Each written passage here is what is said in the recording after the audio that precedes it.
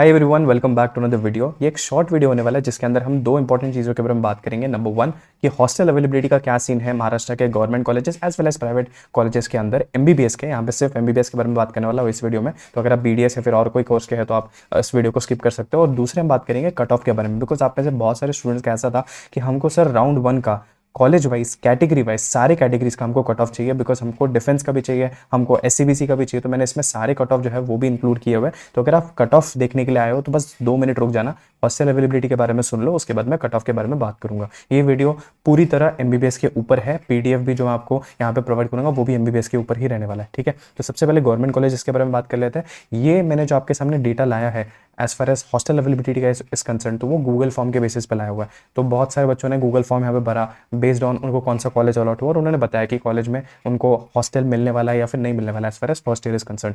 तो यहाँ पे देख सकते हो जो रेड कलर में आपको दिख रहा है ना, यहाँ पे हॉस्टल अवेलेबिलिटी नहीं है, ठीक है। As per the Google form, obviously वहाँ पे जाके सिनेरियो अगर कुछ अलग होता है तो you will be informed as per the authorities. But जहाँ तक बच्चों ने गूगल फॉर्म फिल किया हुआ है उसमें उन्होंने बोला कि सेट जीएस में आपको नहीं मिल रहा है, जिनके ऊपर कोई भी नहीं है, मतलब जो व्हाइट में लिखे हुए उनमें आपको एक हॉस्टल जो है वो अलॉट किया जा रहा है बाय द कॉलेज इटसेल्फ, ठीक है। फिर उसके बाद एलटीएमएमसी मुंबई जो है ना, यहाँ पे भी आपको हॉस्टल नहीं मिल रहा है as far as Topiwala national medical college is concern. तो वहाँ पे मैंने येलो या फिर ऑरेंज बोल सकता हूँ, वो क्यों डाला हुआ, बिकॉज थोड़ा सा डाइसी सिचुएशन है। कुछ लोग बोल रहे हैं कि हॉस्टल मिल रहा है, कुछ लोग बोल रहे हैं कि हॉस्टल नहीं मिल रहा है, सो थोड़ा सा बीच का सिचुएशन है। देन उसके बाद आपके पास आरजीएमसी ठाणे, अगेन थोड़ा बीच का सिचुएशन है कि अथॉरिटीज बोल रहे हैं कि शायद मिलेगा नहीं मिलेगा, तो थोड़ा सा वो वाला सिचुएशन है।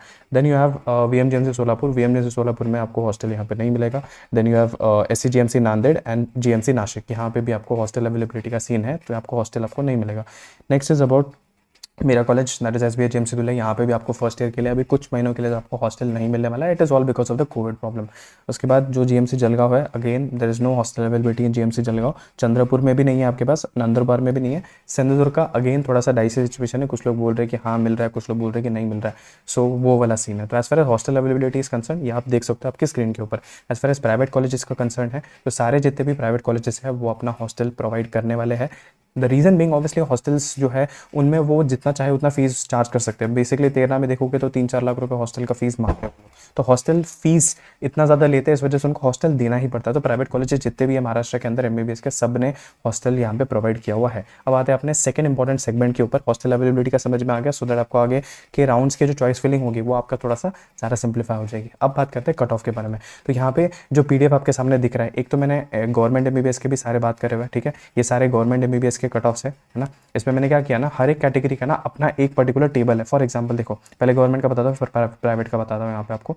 तो जैसे फॉर एग्जांपल ओपन कैटेगरी है, ठीक है। तो ओपन कैटेगरी का सारे कॉलेजेस के लिए क्या कट ऑफ रहा है, मैंने all India rank, AIRS all India rank, ठीक है, स्कोर और फिर SML। यहाँ पे एक चीज़ आपको ध्यान में रखनी है कि जो मैंने SML मेंशन करी है, be it for government colleges be it private colleges, ये मैंने जो आपकी लिस्ट आई थी SML लिस्ट जो आई थी, याद है आपको, प्रोविजनल मेरिट लिस्ट आई थी, जिसमें कि आपके नाम के सामने आपका कैटेगरी रैंक भी लिखा हुआ था। ओपन कैटेगरी वालों के लिए ऑब्वियसली कैटेगरी रैंक कुछ होता नहीं, बट बाकी के लिए आपको याद होगा कि सबसे पहले जो लिस्ट आई थी प्रोविजनल मेरिट लिस्ट, तो वो नंबर यहाँ पर की तरफ लिखा हुआ है, ना कि जो आपका रिजल्ट में जो आपका सीरियल नंबर आया था वो नहीं लिखा हुआ यहाँ पे। ये चीज़ प्लीज़ क्लियर कर लेना अपने दिमाग में, ठीक है। उसके बाद यहाँ पे दो आपको चीज़ दिख रही होगी, जैसे फॉर एग्जांपल ओपन जी दिख रहा है और ओपन डब्ल्यू दिख रहा है। सिमिलरली आप देख सकते हो SCG दिख रहा है और SCW दिख रहा है। तो जी फॉर जनरल होता है, इसका मतलब देखो हर एक कैटेगरी के अंदर जनरल सीट्स होती है जिसमें कि both mails and females can compete, ठीक है। दोनों लड़का और लड़की वो compete कर सकते हैं उस पर्टिकुलर सीट के लिए। जहाँ तक SC वुमेन है फॉर एग्जांपल या फिर ओपन वुमेन है या फिर कोई भी रिजर्व कैटेगरी का जो वुमेन सीट है,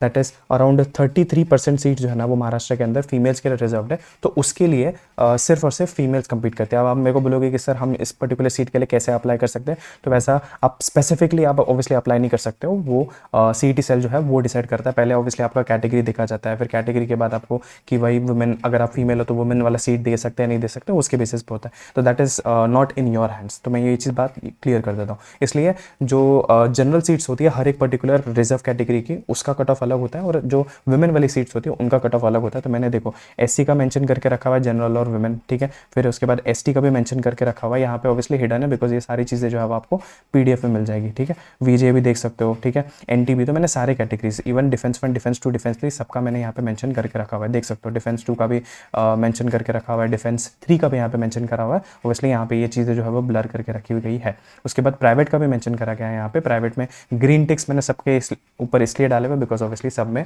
कॉलेजेस जो है वो आपको मिलने वाले, हॉस्टल जो है वो आपको मिलने वाले, ठीक है। फिर उसके बाद देखो मैंने एक एग्जांपल के तौर पे दैट इज केजी सोमैया का मैंने कट ऑफ आपको बता भी दिया राउंड 1 का, है ना। इसमें ध्यान में रखना है आपको कि डिफेंस के सीट्स अवेलेबल नहीं होते हैं, ईडब्ल्यूएस के सीट्स अवेलेबल नहीं होते प्राइवेट कॉलेजेस के अंदर, B it MBBS, BDS, Ayush, कोई भी आप कंसिडर करो, ठीक है।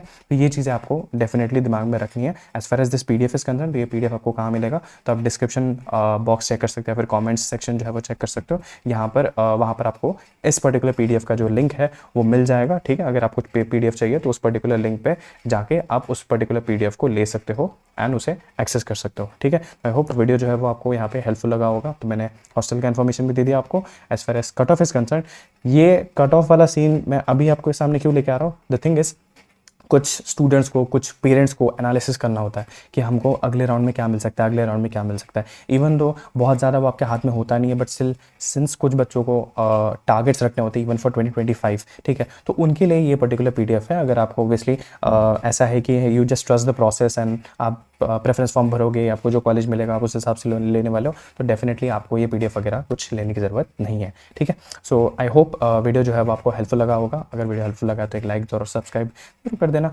बाकी तो मैं मिलता हूँ आपसे अगली वीडियो में। नेक्स्ट वीडियो होने वाली है मोस्टली राउंड 2 का जो रिजल्ट आएगा उसके बाद कि आपको क्या क्या चीज़ें फॉलो करनी होती है, एक स्टेप वाइज मेथड में मैं आपको बताने वाला हूँ, ठीक है। सो मैं मिलता हूँ आपसे अगली वीडियो में। Till then bye bye.